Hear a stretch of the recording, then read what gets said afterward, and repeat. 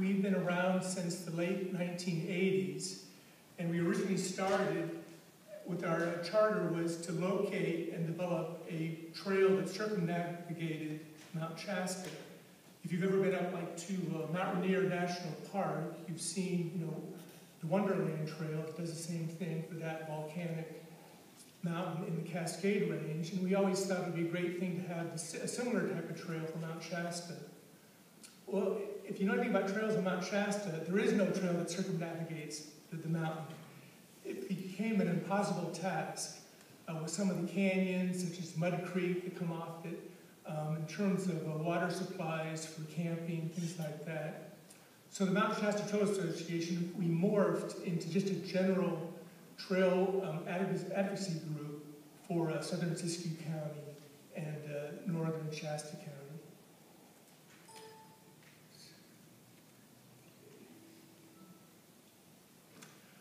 Here's an example of one of the trails that we manage, the Gateway Trail, that we built this trail back in 2011. It's just adjacent to the community of Mount Shasta. We were able to develop this trail with a grant, the Recreational Trails Program grant that was federal money administered by California State Parks. The niche for the Mount Shasta Trail Association is what I like to call trails in the wildland-urban interface. That's kind of a concept that arose in the fire management community of those houses that are kind of scattered at the edge of a suburban area, usually in the forest or some kind of wildland. Well, that's our niche for trail development. We're really not an urban trail group, and neither are we a trail group that goes out in the far hinterlands into a wilderness or backcountry area. What we're looking for is those trails just on the edge of the community where a person can walk or ride or run from their home, get out to the trailhead and have a great experience. However, that being said about our niche, we will work on any trail, any place. So an example is we're working now on a 8-foot wide paved trail in the city of Mount Shasta that will connect our city park to the downtown. And we also have worked on trails in the backcountry area. But again, our niche is more of that interface. We're also a non-motorized trail advocacy group. And so our users and our members, they're runners, hikers, equestrians, mountain bikers, folks like that. That's our niche. Here's an example of some of the work we've done on the Gateway Trail that I mentioned before. This is a youth conservation corps group out of the Mount Shasta Ranger District, putting down bark where we had planted native plants in the trailhead area. So I talked about we were founded in the late 80s. We have about 100 members, and we're an all-volunteer group. We have no paid staff. However, the one thing that we do is we always look for partners or people in the community that can help us out. And an example of that would be that we do hire folks to write grants for us or administer grants. And so that's a key thing for an all-volunteer group is to find those skills when you need them, either in another organization, an agency, or just individuals that can bring those skills to your group. One thing also we do as a trail organization is we lead hikes throughout the summer. And here's a group of our members hiking up to the top of Mount Eddy. Here's our official mission statement, where we provide inspiring trail experiences, appreciation of the Mount Shasta area, and advocate environmentally sound stewardship by creating, maintaining, protecting, and using trails in the Mount Shasta area.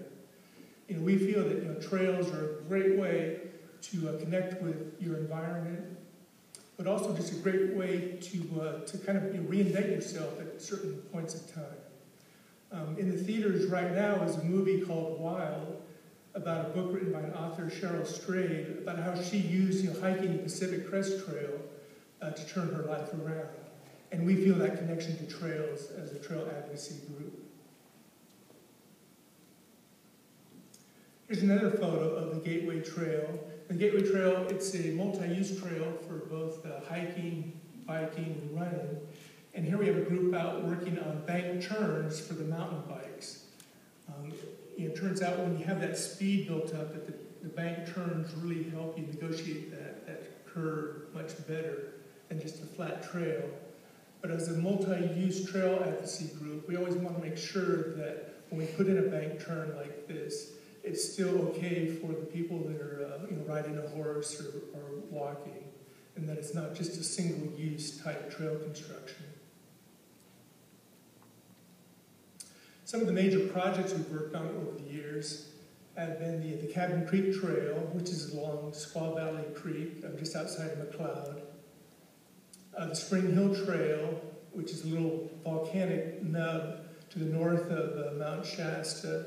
That is a good urban interface trail. It's on land that is owned by the Crystal Geyser Company, and they've allowed us to put a trail on that and maintain it for community use. The Box Canyon Trail, which is right below the dam for Lake Siskiyou, parallels the Sacramento River, going down about a mile, where you can get some fairly good views of the river. The Lake Siskiyou Trail, this is one of our major early projects, and it's about an 8-mile trail that goes around Lake Siskiyou. And it's a nice, gentle trail, good for mountain bikes, good for running, good for hiking. And for a while we had a problem with how do we get across the Sacramento River as it comes into Lake Siskiyou. And working with Siskiyou County, who's the landowner for Lake Siskiyou, we came up with a novel solution of these temporary aluminum bridges. And the Sacramento River is braided as it comes into the lake, and so what it takes is about 4 of these aluminum bridges that are put up on a temporary basis to get people across the delta. So during the summer months, you can get around the whole lake. During the winter months, we pull up those bridges so that they're not washed out by the high flows. The Gateway Trail, I've been showing a lot of photos of that. That's one of our more recent trails, and that's located on National Forest lands just outside of Mount Shasta. Again, we were able to build that with an RTP grant. And again, being right on the edge of the community of Mount Shasta, it gets a lot of use from people just coming out of the neighborhoods there. And our latest project is the Shasta East Bike Park. And there, what we're doing is we're trying to build a bike park that includes a skills course, a flow trail, where we can help young people develop the skills for mountain biking and then be able to use those as they go out on trails that are more challenging. Also in the community of Mount Shasta, we had a problem of a lot of young people going out onto the national forest and building illegal trails, dragging lumber and plywood out there to make jumps and bumps and things. And we feel that by having this organized bike park in the community, that we can kind of focus some of that energy on something that does provide the challenge, but it's in more of a controlled environment, as opposed to just these bootleg things put out in the woods that Forest Service rangers end up having to go out and clean up every once in a while. There's a conceptual diagram of the flow trail portion of the bike park. We did some work on it last summer, and this spring we're going to try to get it completely fixed up and ready for a grand opening. As a nonprofit organization, we find that we can never do any of our projects alone, so we're always looking for some other partner. And we have many more partners than the logos I put up here, but some that I'll just do a shout out to is the bikeshasta.org, which is a local chapter of the International Mountain Biking Association, or IMBA. Working with Bike Shasta, we've been maintaining the Gateway Trail, the Shasta East Bike Park, and officers of that organization have helped us get grants. Next is California State Parks, where Castle Crags, which is right in our neighborhood, it was one of those parks that was slated for closure when the state park budgets were looking so poor. And through donor match grant we made to Castle Crags, we've been able to help them hire seasonal rangers, do some trail maintenance, and buy some supplies. So in many ways, it's a local park unit that we've adopted, and they reciprocate that as a good partner. The Sisson Museum is right there by the fish hatchery in Mount Shasta, and on their grounds is the Elsa Rupp Trail, which is a nice short urban trail for viewing cold waters that are used for fish hatchery development and loop interpretation. And then the last logo I put up here is for the Siskiyou Land Trust. A lot of times we find in developing a trail project that there may be a need to own a piece of land or have an easement or some kind of agreement with the landowner. And we luckily have the Siskiyou Land Trust to turn to as the expert in that type of work. So a recent example is we bought a chunk of land along what's called the Mount Shasta Greenway, or that City Park Downtown Trail. And there was a consortium of member organizations that put up the money to buy the parcel, and the Siskiyou Land Trust is holding the title to that. Another example is, I talked about the Spring Hill Trail, which is on Crystal Geyser property. And the Siskiyou Land Trust, they hold the easement for that trail and trailhead.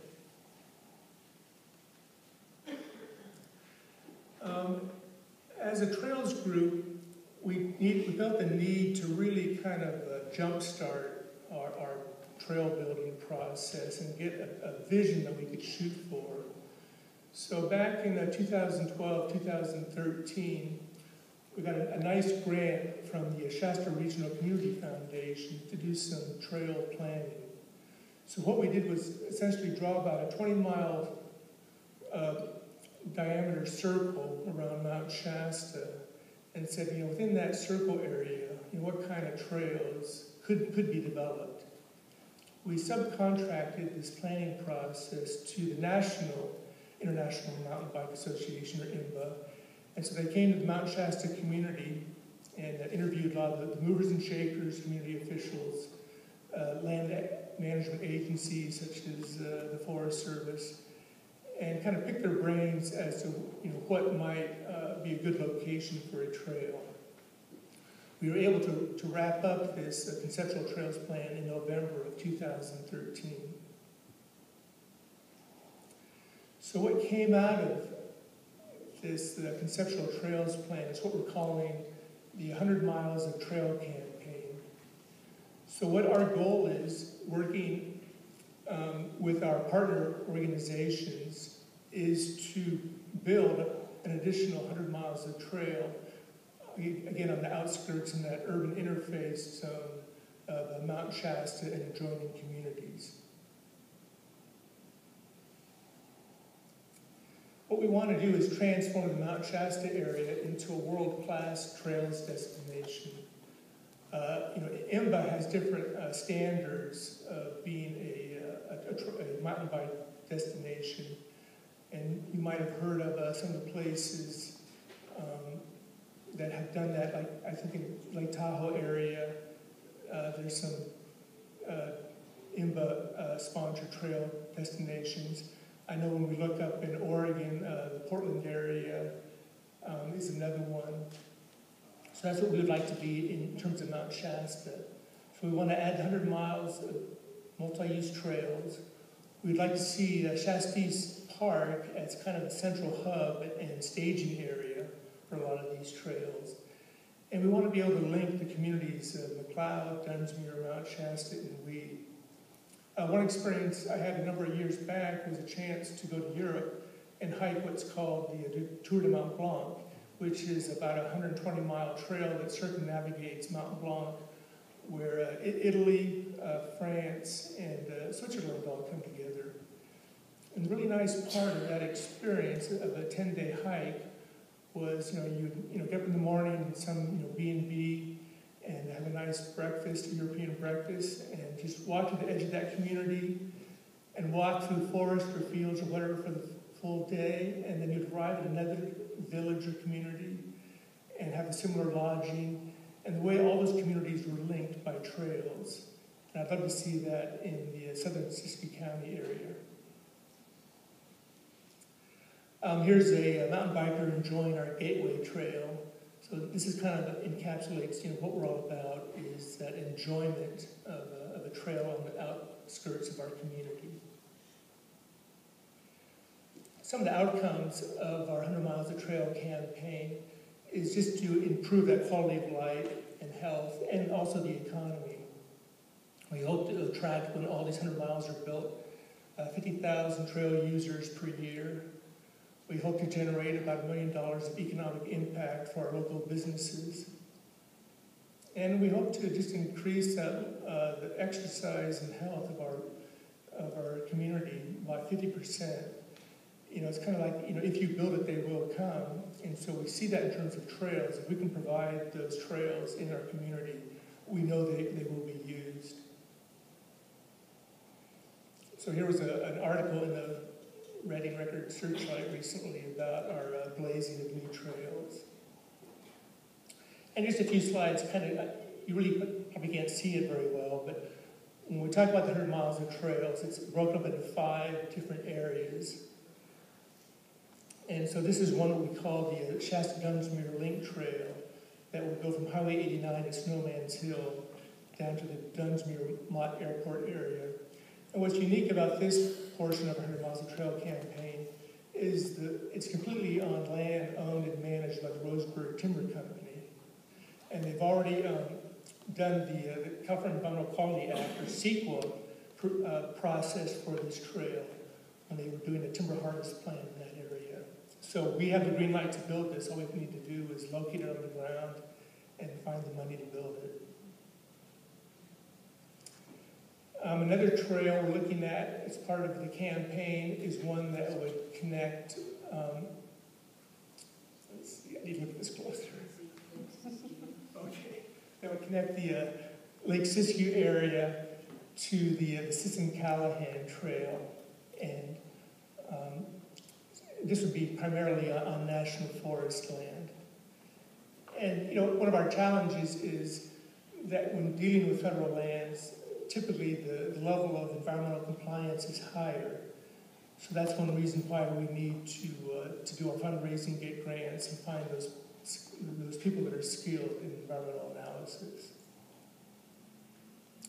This map here shows an expansion of the Gateway Trail system. And so the trail we built is about 7 miles of trail just northeast of Mount Shasta. And we'd like to expand it going up towards McBride Springs and also towards the ski park. I know some summers the ski park has had a mountain bike program where you can take your mountain bike up on a ski lift. Unfortunately, with these drought years, they haven't been able to do that recently, but maybe they can pick that back up. And here, this last map shows an expansion of trails in the Sisson-Callahan area. Actually, the prior map I said Sisson-Callahan was really towards Castle Lake. But again, we're using Lake Siskiyou kind of as a focal point for trails that would radiate out from that. And these trails would also be on national forest.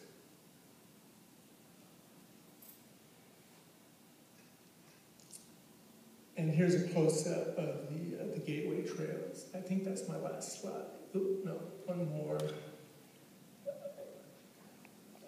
This is near Dunsmuir, right? This would be a close-up of the ski park. There's my last slide. Thank you.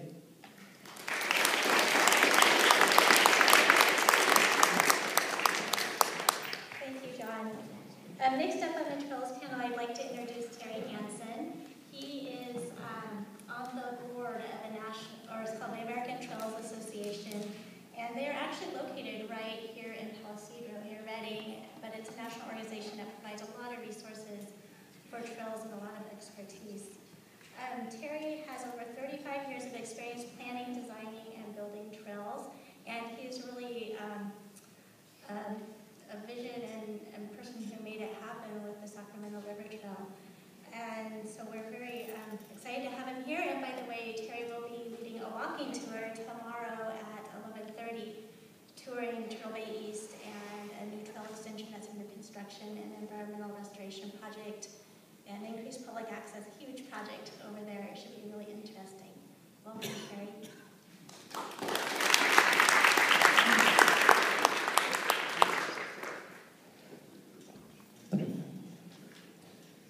Well, thank you. I wanted to first say that it's been my pleasure to serve as a City of Reading staff person for several decades and also on the board of American Trails for the last 15 years.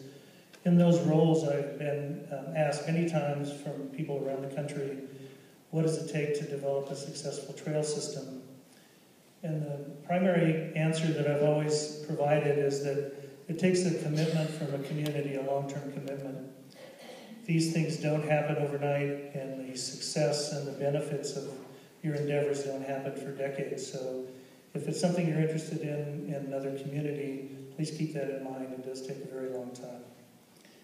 There are several points that are important to talk about in terms of developing a successful trail system, and I think the first one is to have a committed city council. The fact that Missy is here today with us demonstrates that the current council is committed. And I can tell you from my experience that most of our past councils have been very committed and have done a lot towards implementing the necessary policies and improvements that are required for our trail system. The other thing I'd like to talk about is partnerships. We do have very significant successful partnerships in Reading. We've had partnerships with the Bureau of Land Management for decades, partnerships with the McConnell Foundation, with community service groups like Rotary, and with other agencies regionally like Shasta County and Caltrans. Those are very, very important in developing a very successful system of trails. The other issue, of course, is dedicated staff. We've had dedicated staff for a very long time in many aspects of local government, and they've done a lot to advance our system of trails and our river parkway. The other thing I'd like to talk about is the concept of hope.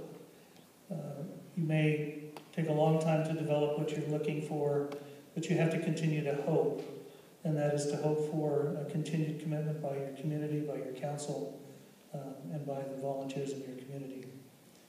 With that, I'd like to open it up for questions.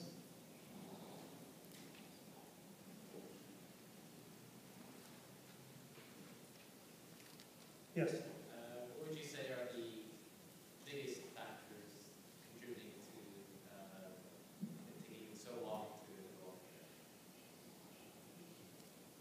Well, for one thing, we have 12 miles of river through the city of Reading, so it's a very large system. We're also adjoining thousands of acres of national lands owned by the BLM and the National Park Service and even the Forest Service. That process and that partnership takes decades. And finally, it's taking fruit. We have a couple hundred miles of trails that connect you to Shasta Dam, to the National Park at Whiskeytown, and to BLM lands on the west side of Reading.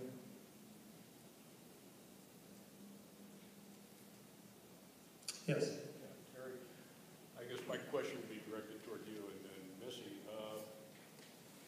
Director Searchlight had a rather startling report last weekend about the safety of the Sacramento River Trail and some of the documented crimes, increases and so forth. And I was wondering if you could comment on that and what you think could be done immediately to reassure the public that these system trails are safe to use. Well, the first thing I want to say is I am retired, and I don't have much influence over police matters, but I will tell you that it's probably a long time coming. The city of Sacramento has been dealing with this for the last 25 years. And I think what probably you've noticed in the last 4 or 5 years has a lot to do with the state of California being mandated to release prisoners. I know that's kind of a simplistic view, but that combined with our recession probably has compounded the issue of homelessness. And of course our open spaces are vast, and in the past they've been easy to hide in. And so that has contributed to folks of need finding places to stay in our open space. And as far as the crime rate, I'm not the police chief and I don't have the statistics, but I can tell you there's a concern because we see more of what we think is risky behavior. but I'm not sure the statistics are generally higher, alarmingly higher than they have been in the past. And I would just say that we have recently hired new code enforcement people to help with that problem, and that the police chief is actually going to have patrols that are on the water, he hopes soon, if he can get some boats going. And from the water side, identify some of these camps and move them out. And I also want to acknowledge our mayor is back there in the corner. Francie, would you just wave to everybody so that you realize that it isn't just me that's very committed and involved in trails and stuff in the council. We all are. Yes, sir. John Livingston, I'm a long-term resident of Reading. I walk the river trail from the bridge up the Huff and Puff Hill, across the freeway, down Hilltop, and then down 44 Bridge. And about a year ago, some remote cameras were put in under the, near the 44 off-ramp, you know where I'm talking about. So my question, one of my questions is, have the remote cameras on the river trail under the I-5 off-ramp resulted in any of the graffiti people being caught and prosecuted? Or have they basically, they're kind of a deterrent, but they really haven't resulted in any arrests or citations? Actually, they are a good deterrent, and they have caused some decreased activity in terms of the graffiti at that particular site. Those cameras actually work. We do have some cameras that are faux, that to kind of keep the bad guys on their toes, but those are actual real cameras. I do work in the river corridor every day almost, and I have noticed a significant increase in the police presence and a different tone among the homeless and the campers. It's gotten quite a bit better in the last few months. And we do want to differentiate between homeless and transients and people who have chosen a certain lifestyle. Sure. Can I ask another couple questions about the river trail? Sure. Okay. In this same area, especially under I-5, which I understand the trail under I-5 is Caltrans's trail, but the rest of the trail maintenance is the city of Reading. But that's what I was told by some Caltrans people. But under the I-5 bridge there, the trash and the glass and the is just terrible. And instead of, I don't know how frequently, I'm sure it's a huge pain to vacuum up the glass, but kids will hang out under there and do all sorts of things, and a lot of homeless do because it's shady and out of the rain, of course. And I'm not telling you anything you don't already know, but that needs to be regularly cleaned up, and it needs to be pressure washed off once in a while. I'll quit that, and that's enough. Actually, I would point out that part of the trail system is the city of Reading's maintenance responsibility. Even though it's Caltrans right of way, the city accepted the maintenance responsibility. And I would like to say that we have right now one officer who's in charge of some of the AB 109ers that, or other court-related types that have to come out and do some community service. And we're trying to get ahead of that. We're about to hire a couple more to do the same kind of thing because it's a definite issue. Some friends of mine in the audience and I were out cleaning the Henderson open space on Wednesday, and there was a syringe that was capped and everything. It looked like, I couldn't tell if it had been used or not. I didn't look very close. But there were other types of paraphernalia that we definitely don't want our children coming across. And Francie, I invite you up. There's another fourth chair so that you can get in on this fun. Don't we have any questions for Siskiyou County? Bruce. I actually do have a question for the gentleman from Siskiyou County. I've heard, you mentioned that a lot of your trails have been built from grants from the Recreational Trails Program, which I understand correctly has been sort of folded into broader active transportation programs. heard particularly from people who develop trails in rural areas that it's very difficult to compete for the funding for those. I'd be curious if that's been your experience in California.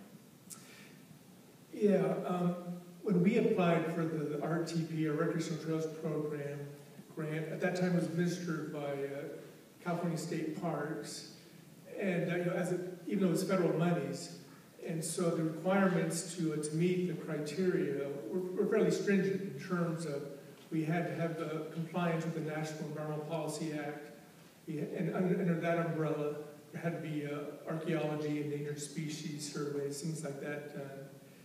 And at the time that was being done, Priscilla Franco, who's sitting over here, was a district ranger for the Mount Shasta district.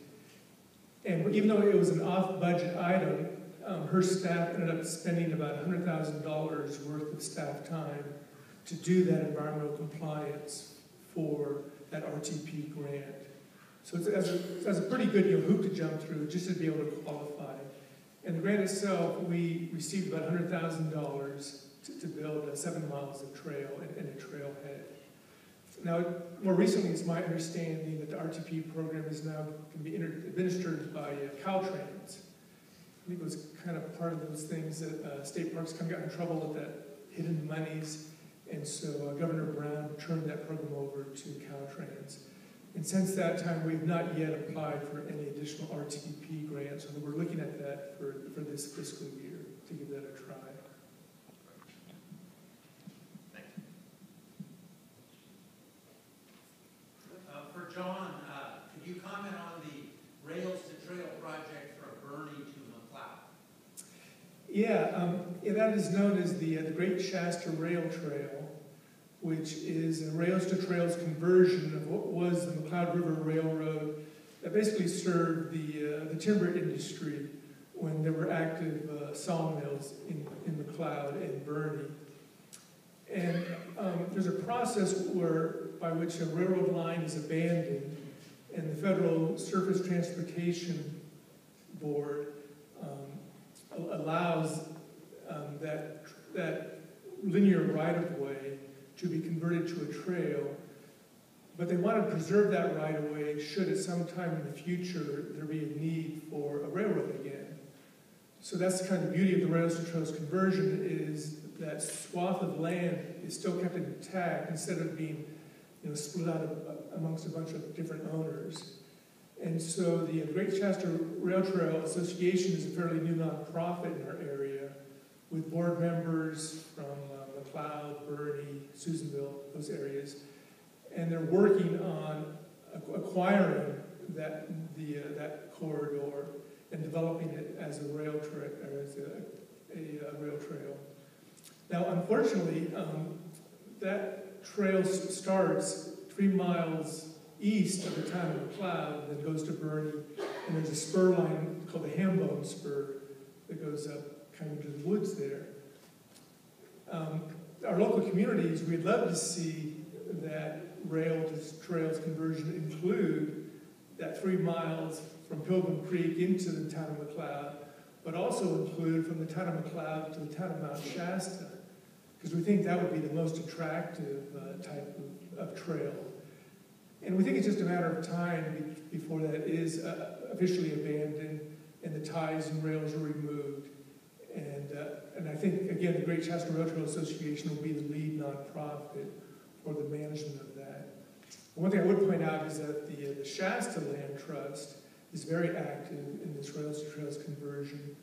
And I think, when the transfer of property is made, they'll be the original owner of that railroad right-of-way, and then it'll eventually be transferred to the Great Shasta Rail Trail Association. So, yeah, there's a lot of movement being made, but there's a lot of things in the future we're looking forward to where we have a trail from the city of Mount Shasta all the way to Bernie.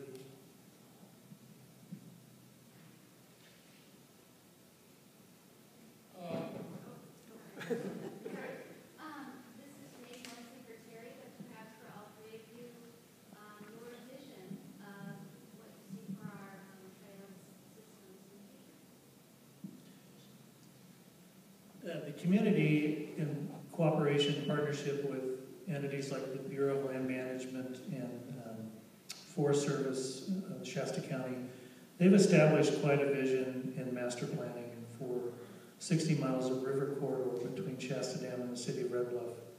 Those visions are articulated for the city of Reading, it's in the Parks, Trails, and Open Space Master Plan. And for the Bureau of Land Management, Bill, would you like to say what the names of the 3 plans are? You have the Inner Lakes Plan, you have the plan for the Bend area, and then I think there's one other. Well, we're working on a new resource management plan, which may have some effect on other lands, other things that we will be focusing on. But I think you're talking about the 2 plans that really have made a difference. And at this time, we already have the Yana Trail, which pretty much follows the Bend, Sacramento Bend area, CLN lands through that area. So we just have to connect the south and north end up to Reading and then down to Red Bluff.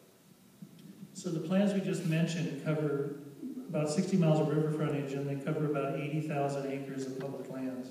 So it's no small venture to try to master plan all of those, but they are available. They are public documents, and you can certainly get copies of them. Yes. On JPR AM this morning, there was a discussion of the Bigfoot Trail running from way south of here to way north of here, and I'm wondering if that's tied in with any of the master plans. It was kind of new to me. I've never heard of it, sorry.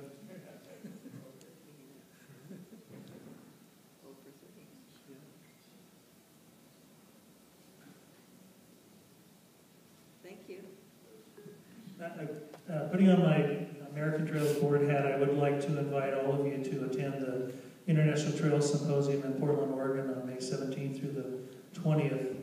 It'll be a great opportunity to find out what other communities are doing about trail systems and learn some new things.